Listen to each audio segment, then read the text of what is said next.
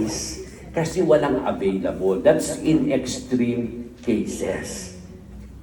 Malinaw to sa inyo, ha? Oo, pag uwi nyo, nagbinyag kayo doon. Tapos hindi pa pala, hindi pa allowed kasi nandiyan naman yung pari. Extreme only. Antayin mo pa yung pari, gano'n. Balalagutan na nga ng hininga. So, i-validate mo yun. Yung iba na nabinyagan, ang sinasabi dito, kasi tayong Katoliko, meron tayong formula. Yung iba wala ito, yung sa ngalan ng Ama, ng Anak at ng Espiritu Santo. So, binibinyagan kita sa ngalan ng Ama, ng Anak at ng Espiritu Santo. Yun yung ano natin, ha? Kasi hindi yung pwedeng sabihin natin, binibinyagan kita sa ngalan ni Padre Jerry Peroso. Ay, hindi yun, kasi hindi naman ako nagbigay talaga ng kapangyarihan. Gamitin natin yung formula na Ama, the Creator, Anak, the Redeemer, and the Holy Spirit, the Sanctifier. Yun, in extreme cases. Allowed ba tayo? Valid ba ang binyag? Ang sagot ko, yes, valid ang binyag ng laiko in extreme cases wherein walang paring available. Hindi niyo mahagilan kung saan. Sabi na, ay si Father kasi nagsugal doon sa taas. Nagmamadyong si Father kaya ako na lang ang nagbinyag. Hindi pa rin yun. Nandoon si Father, sabihin mo lang sa kanya. Kapag nag-refuse si Father, siya ang magdadala nung kasalanan na yun. Pero ikaw, huwag mong hayaang madrag yun kasi gusto mo namang maligtas. Nasabi mo na kay Father Sabi niya, hindi ako available. Bahala siya sa sinasabi niya, hindi available. Kung nagdahilan man siya, kanyang sarili yung answerable siya doon sa Panginoon. Yung sinasabi. So, yun na allowed na tayo na magbinyag doon. Emergency po. Emergency. Kaya emergency, extreme na wala ka na talaga mahagilap, lalo na yung tao is dying. Pero yung mabinyagan na pwede pa naman mag-antay ng fiesta, ng anniversary, isabay mo na lang. Uy, death anniversary ngayon, ay magkatay tayo ng baboy, magpabinyag na rin tayo. Yung mga ganyan. So all-in-one na celebration. Yung mga ganyan. Makapag-antay pa. Emergency cases, yung hindi na talaga maantay. Di ba, nag-aagaw buhay na siya. Antayin mo pa yung pari, balagutan na siya ng hininga. And then, hindi mo na ipabaon yung blessing, yung binyag. Okay? Kasi portal yun Malinaw to, ha? Okay. Ang next sacrament, pagkatapos mabinyagan, ano ang sunod? Confirmation. Pero bago pa siya kumpilan, kailangan mo siyang nakareceive na siya kay Kristo. Holy Communion. Pero bago pa siya makatanggap ng banal na pakikinabang, dapat nakapag-kumpisal na siya. So, ang susunod is reconciliation. Reconciliation, meaning to say, yung reconciliation, yung connection natin sa Panginoon, medyo na-breakdown dahil sa kasalanan, yun ang nakasira sa tulay.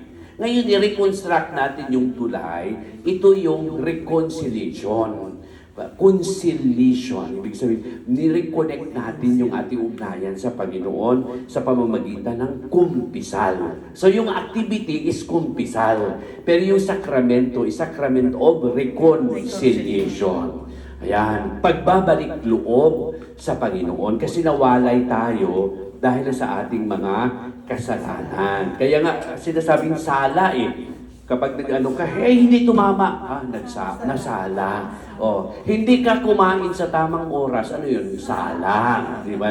Sumala ka sa tamang oras. So yung tamang sakramento na sa Panginoon, humiwalay tayo. Kaya ibinabalik natin ito, yung activity is kumpisal.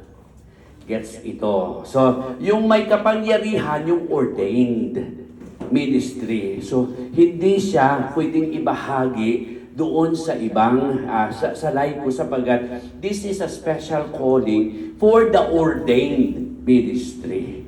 So ito yung naordinahan ang pari. Ang diakono, hindi pa siya pwedeng magpakumpisal ang diakono.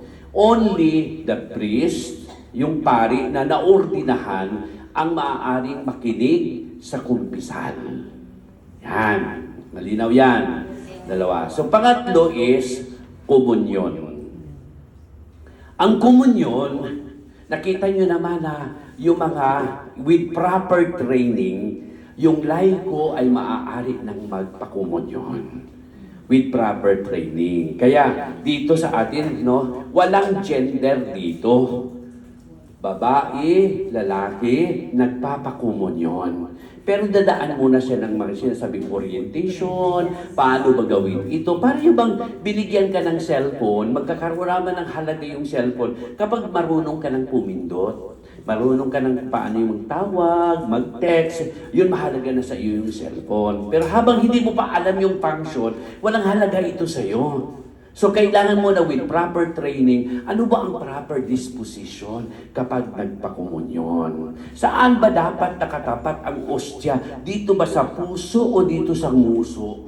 O dito ba sa, kung minsan nagpapakomunyon, nandito yung ostya, nakatapat sa kanyang ari, nasa label nakalagay dito sa ibaba. Oo. Ano ba dapat ang proper? So, bigyan natin ng dignidad ang body of Christ nakatapat sa puso. Kasi sa mga miracle, yung Eucharistic miracle, kapag nung sinuri ng mga scientifico ang ostya, sinasabi, galing ito sa cordis, heart of Jesus, galing sa puso ng isang tao. Yun yung ng Eucharistic miracle. Kaya dapat si Kristo, doon din siya manggagaling sa ating puso, iabot natin. Yun yung sinasabing proper. O, yung iba naman kasi baka kapos yung mga kapos palad, baka kapos yung kanilang kamay, hindi aabot dito. Dito lang, so hanggang dito na lang muna. Kung minsan naman mahaba, sumubra hanggang dito sa nguso. Oo. Meron bang tumatanggap ng komunyon? Nalilito ako kasi dalawa. Nakanganga, nakaganyan pa yung body of God. Saan ko ba ilalagay ito? Dito sa kamay o dito sa bibig? Diba? Nakakalito ko. So kung receive ng komunyon, klaruhin na natin para hindi malilito yung magbibigay. Sabihin na natin, kaya di ba may tayo habang nakapila, may, ilahad yung kamay. Kasi ilagay natin dito. Kung nagdesisyon ka, natanggapin sa bibig, kung minsan malayo, nakakangangay na. Naunahan pa kung minsan ng lamok at ng Kasi mga 5 pa yung nakapila siya. Papunta sa doon.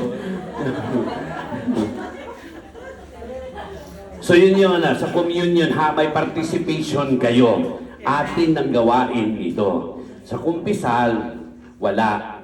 Pero dito sa communion, Holy Communion, Sacrament of the Holy Eucharist, the body. So dito sa Eucharist, very dynamic. Kasi yung participation, nakikita nyo yung misa natin sa Holy Eucharist. Yung participation, yung lectorate ministry, bigay sa inyo na. Yung commentator at saka yung server, tinatawag acolytate ministry or acolyte. Yung mga altar servers, nasa sa inyo. So bali yung nag-leader doon, pari. Pero talagang makikita mo yung unity ng laiko, kayo at ng kaparian. Okay? Doon lang tayo sa consecrated kasi yung consecration, yung kapangyarihan na ibinigay ng simbahan dito at ng obispo para sa ordained priest lamang. Ngayon, sinasabi na, Father, may nagmumungkahi, yung babae ba hindi maaaring maging pari?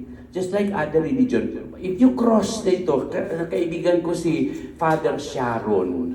Sino Father Sharon? Yung asawa ni Reverend Father Dwight dito sa St. John. Kasi pwede naman sa kanila yung mag-asawa talaga. Pwede maging pari yung sa Anglican Church, sa Lutheran Church, Presbyterian Church. Itong tatlong simbahan na nandito sa Hong Kong, huwag kayong magtaka kung makakita kayo ng kababaihan tawag na priestess. Yung ibig sabihin mga babaeng nagpari kasi ordained sa kanila. Sa Catholic, hindi pa tinatanggap. Pinagtatalunan pa hanggang ngayon. Hindi naman masyadong madugo. No? Yung nagpapatayan sila doon sa Vatican.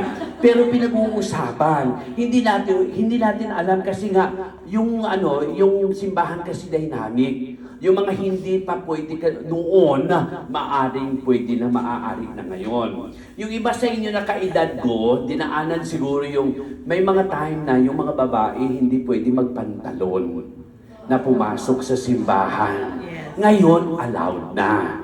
Okay? So, yun yung mga sa pag-ikot ng panahon. Ngayon, hindi pa allowed ang mga kababaihan na magmisa, na magiging pari. But we do not know in the future kung ano ang magiging kahinatnan kasi sila naman ang nag-uusap-usap doon. Yung mga representative mula bawat bansa, bawat grupo ay pinapapakinggan ng mga kaobispuhan, mga kardinal, yung mungkahi. Nandoon yon. If you go to Google, pinag-uusapan ba ang human priesthood? Ang sagot, yes.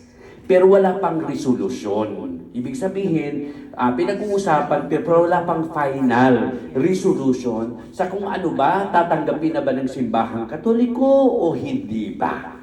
So, nandoon tayo sa stage noon. Okay, so that's sacrament sa ordination, no? Sa Holy Eucharist. Okay. So, ano naman? Tapos na tayo sa baptism, reconciliation, Eucharist. Ito yung pangatlo. Ito yung to complete is the sacrament of confirmation. Yung sinasampal ka ng obispo. Yung pak! Okay. Yung ganyan. Okay. The Lord be with you. Tapos yung pangalan mo, di ba? Sa kapangyarihan, this is the biblical ba ito, yung sakramento na ito? Kasi doon tayo titirahin eh. Nababasa ba yan na may confirmation? O basa Brad Pitt. Di ba? Gano'n yung ano. O babasahin natin yan. Nasa Biblia ba? Kagabi natuwa ako doon sa yung anak na kini-question yung tatay. Tatay, may kamay ba yung mga